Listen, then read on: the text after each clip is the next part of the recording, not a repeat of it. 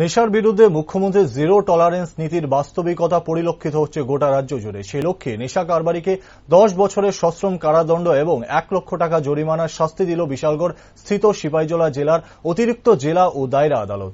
সরকার পক্ষের আইনজীবী গৌতম গিরি সাংবাদিকদের মুখোমুখি হয়ে জানান, 2022 সালের 16 ফেব্রুয়ারি বিশালগড় এসডিপিও চৌমুনি এলাকায় ভেহিকেল চেকিং এর সময় বিশালগড় থানার তৎকালীন sub inspector Raju Bhowmik TR01 BF0640 নম্বরের গাড়িতে তল্লাশি চালিয়ে 70 কেজি শুকনো গাঁজা সহ সোনামুড়া আনন্দপুর এলাকার কর্ণজিৎ দাস নামের এক নেশা কারবারিকে আটক করেন। এক্সিকিউটিভ ম্যাজিস্ট্রেট সহ মহকুমার পুলিশ আধিকারিক এবং থানার ওসির উপস্থিতিতে উক্ত গাড়িটিকে তল্লাশি চালিয়ে 5টি বস্তা থেকে মোট 70 কেজি গাঁজা উদ্ধার করেছিল পুলিশ। ঘটনায় গ্রেফতার করা হয় কর্ণজিৎ দাসকেও। বিশালগড় থানার পুলিশ অভিযুক্ত কর্ণজিৎ দাসের বিরুদ্ধে MDPCS দ্বারা একটি মামলা গ্রহণ করে, যার নম্বর BLG-PS-08-2022। মামলার তদন্ত ভার দেওয়া হয় তৎকালীন বিশালগড় থানার সাব ইন্সপেক্টর সঞ্জয় মজুমদারের হাতে। মামলা হাতে নিয়ে সঞ্জয় মজুমদার 180 দিনের মধ্যে আদালতে মামলার চার্জশিট জমা করে এবং অভিযুক্তকে কাস্টোডিয়াল ট্রায়ালের আবেদন জানায় আদালতে। আদালত আবেদন মঞ্জুর করে প্রায় 1 বছর 3 মাস অভিযুক্তকে জেলে রেখে মামলার বিচার প্রক্রিয়া সম্পূর্ণ করেন।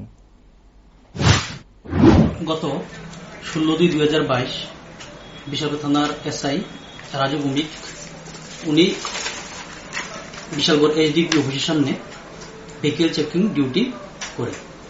এমন সময় একটা সন্দেহভাজন গাড়ি মারুতি সুইফট ডিজায়ার, যার নাম্বার TR01 BF0640 দ্রুত গতিতে বিশালগড় থেকে আসে।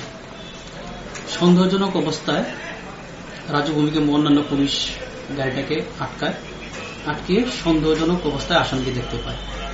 সঙ্গে সঙ্গে উক্ত ঘটনা দারোগাবাবু বিশালগড় থানার ওসি SDPO কে ইনফর্ম করে এবং ওসি পরবর্তী সময়ে SDM কেও ইনফর্ম করে। কিছুক্ষণ পরে উক্ত স্থানে SDPO এক্সিকিউটিভ ম্যাজিস্ট্রেট বিশালগড় থানার ওসি ঘটনাস্থলে পৌঁছায় এবং তাদের সামনে এবং ইন্ডিপেন্ডেন্ট উইটনেসের সামনে গাড়িটা তল্লাশি করা হয়। তল্লাশি করার সময় গাড়ি থেকে 70 কেজি ড্রাই গাঞ্জা রিকভার করা হয়। উক্ত গাঁজাগুলি